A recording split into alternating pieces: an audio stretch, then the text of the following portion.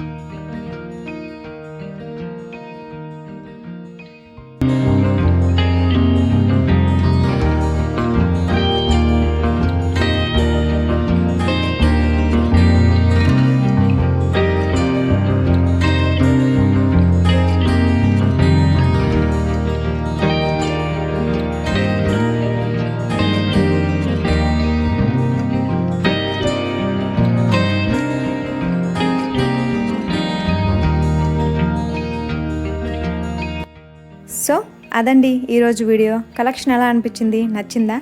నచ్చితే లైక్ చేయండి, షేర్ చేయండి. Thanks for watching. నెక్స్ట్ వీడియోలో ఇంకొక మంచి కలెక్షన్స్తో మళ్ళీ కలుద్దాం. బాయ్.